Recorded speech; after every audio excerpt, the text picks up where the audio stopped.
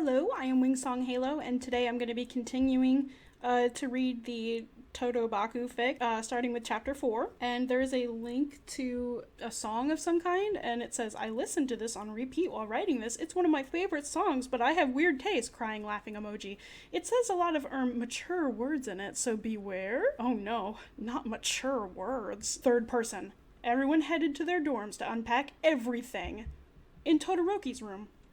He started unpacking his bags full of clothes and other stuff such as toiletries and a TV. Yes, a TV. He started by putting his clothes in his walk-in closet due to his father paying extra for a better room. He's not his father anymore? He got out his TV and places it on a TV stand in front of a king-size bed. Foam. Not really sure why you had to specify that, but alright. He had his own bed sheets, which were black, and had a puff quilt texture on it. He also brought his own pillows, which were big and airy, also in black, because Todoroki's an emo kid now, I guess. Like, he's goth. Once finished with his bed, he put his electronics on a desk and his phone on his bedside table. Todoroki headed towards his bathroom, which was modern. It was furnished with a white hot tub. Yeah, sure. Why not? And a waterfall-style shower and sink. Why can't I have a normal room? He said under his breath before starting to unpack his toiletries. Meanwhile, in Bakugo's room. Oh, well shit, I've forgotten to go buy clothes. Where's my toothbrush? For fuck's sake, this floor is in my way. Bakugo raged and started kicking the side of the bed, which resulted in him stunning his toe and cursing more. Okay, first of all, why is Bakugo like this, feral animal here? I understand it's not that far from canon, but usually he has to have a reason to get that angry, and he would never say, for fuck's sake, this floor is in my way. Like, that's completely ridiculous. And, secondly, stunning his toe. I don't know how you surprise one body part instead of, your whole being, but good for him, I guess. Knock, knock.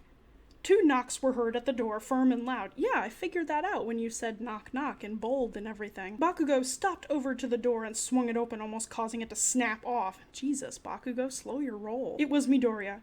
What do you want? Fucking tree head! Bakugo shouted at him.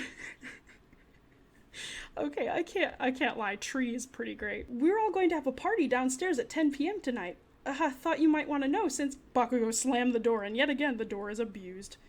Call door support to stop door abuse, lowercase c. That's actually in the chapter, I didn't make that up. May as well go since it's boring just staying here. He went shopping to get clothes, by the way. Oh, thanks for describing that process for us. That was very thorough of you. Time skip. 9:54 p.m. What, again, with the really specific times? Some people were already downstairs when Bakugo arrived. So you decided come, Deku smiled. I guess he... okay then. He clicked his toy. What? And went over to sit with shitty hair and Pika fucking Chew. Pika fucking Chew. Nobody talks like that. Alright, so we're gonna have a pool party, Mina announced in probably the most cheerful tone ever. Okay, let me try that again. Alright, so we're going to have a pool party. Was that cheerful enough? Bakugo's POV.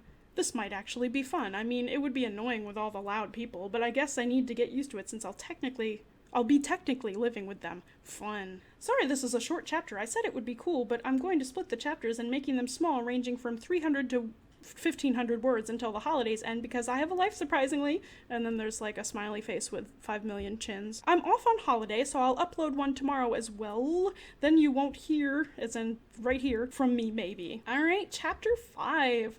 Foul language warning, oh no! I'm trying to upload a bit more quickly because I'll be gone for a while throughout the holidays and yeah. You'll be gone throughout, yeah? What does that mean? Third person, 2 ending parentheses. Okay. In the changing rooms, boys. Mineta was drooling thinking about the female's body. It just says females, there's no apostrophe or anything, so, okay. While Denki was going around with a towel and hitting just about everyone with it and yelling like a cowboy! What the fuck? Okay, first of all, cowboy is spelled capital C, lowercase o, capital W, lowercase b, capital O, lowercase y. And second of all, I won't lie, the image of Denki going around and hitting people with a towel and saying yeehaw is pretty damn good. Bakugo was secretly glancing over at Todoroki's toned body. He couldn't tell if it was more toned than his or not. Than his, not than. At least you knew he was more toned than just about everyone in the changing rooms. Lita started yelling, alright, let's make this a good party, but be safe. He got knocked over by Mineta. Hey, no running! But no one could take him seriously because he was wearing a Speedo, which was a neon orange with lines of green. Sure, why not? All the boys just walked past him, well ran. Small time skip. Once everyone was in the pool, it turned quite. Yep. And they embraced the cold night air. That's the true pairing of this fic, is everyone X the cold night air. And the mild light of fairy lights and the pool lights. There's so much light. Let's play a game of King, said Momo. Yes! Sure. Good idea. I don't know who's talking. Okay, let me the game. Okay, if you really want to. Momo smiles and created the King game with her quirk and started shuffling the sticks around. I'm glad you know what this game is, because I sure don't. Momo leaned into the middle of the pool so that everyone could grab one. Hey, I'm King, Kirishima yelled while fist pumping the air. Not Kirishima. Kirashima. I don't know who that is, but whatever. All right, 3 and 9 have to tell me their crush if they have one, he smirked. I'm 3, Uraraka said nervously. Koji lifted his hand, signaling he was 9. All right, then just whisper it to me, said Kirishima, suddenly correct again, smiling. Uraraka walked over to him and whispered in his ear. He smiled and said, I mean, it's pretty obvious. She blushed. Just don't tell anyone, Kay? Kanji, who the fuck is Kanji, said that he didn't mind telling everyone. I like tigers, he said nervously. So what, Koda's a furry now? Yeah, I guess that's obvious to Kiri said, sighing, hoping for better results. But what happened to Kirishima? The game continues. Oh, thanks for that description. It's riveting. Aha, I'm the king. All right, 8 and 12 have to do the Pocky game, but whoever loses has to run around the school property 3 times, Mina said happily. Fuck that, Bakugo said.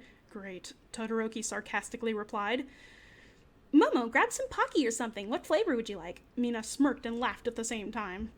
This is bull! Fine, I'll just go with strawberry flavor, Mina said jokingly. She passed it to Todoroki. Well, great, he mumbled.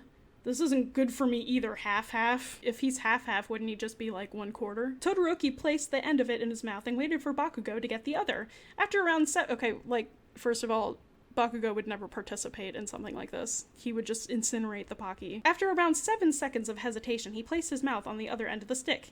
Deku was pretty much going to cry. It hasn't really been established that he has feelings for either of them, so I don't know where this love triangle stuff is coming from, but whatever. Well, go on, Momo said, clapping her hands together. Slowly they both started nibbling. Bakugo's POV. God, this is arc-word, and everyone already knows I'm gay. Really? Does everyone know that? I thought to myself.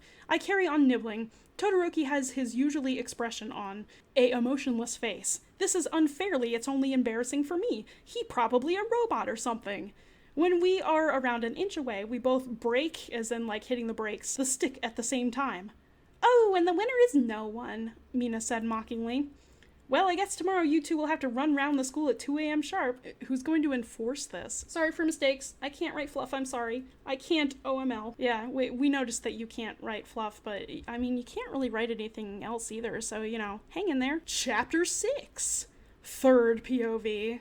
This is actually like the 8th POV, but the game continues and some weird things happen, like Denki and Momo had to eat off the floor and Lita had to do 7 minutes of heaven with Sato. Ew, don't worry, they didn't do anything. Okay, you're homophobic. At around 12, everyone decided to go to the dining hall and just talk while having some music on. Eventually, a few people went to sleep since it was close to 1 a.m. You two still have to run round the school 3 times, Mina said while smirking. Okay, Todoroki said. He didn't really care much since he enjoyed running every now and then. However, Bakugo only likes short-distance running. I didn't know this factoid about him. I thought you were joking! Bakugo screeched at Mina. Okay, let me try that again. I thought you were joking! Bakugo screeched at Mina. No, she said firmly. Great. Time skip to 2:01 a.m. Well, you can just say it's 2 a.m. You don't have to make it a specific... All right, 3 laps around the school and take this. Mina handed them a small watch. Momo created these. They track your running. They will only record a certain person, though, so you can't cheat. Bakugo cursed under his breath and put the watch on himself. Kirishima pushes them both out the door. What? This is gross! It's so cold! Bakugo yelled at Shoto as if it was his fault for the weather. To be fair, he does have temperature-related powers. He probably could change the weather. Just get it done and over with. Todoroki sighed and started slow jogging. I'll just use my quirk, Bakugo said while placing both his hands outwards behind his back. No, don't do that. If you do that, we'll get in trouble for being out at the dorms past 12. Todoroki stopped in his tracks to face him. Fine, whatever, half-half. 10 minutes later, they decided to walk. Hey, what do you want? Keep your voice down, and also, did you bring your black card with you? Bakugo stopped in his tracks.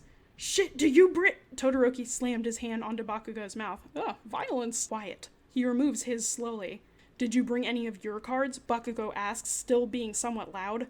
No, I left them in the changing rooms. Great, I only have my room card. They both sigh. Another short chapter. I have zero idea if they have Wi-Fi at the place I'm going, but yeah. Alright, and that was chapters 3 through 6. I hope to see you again next time, and thanks for listening. Bye!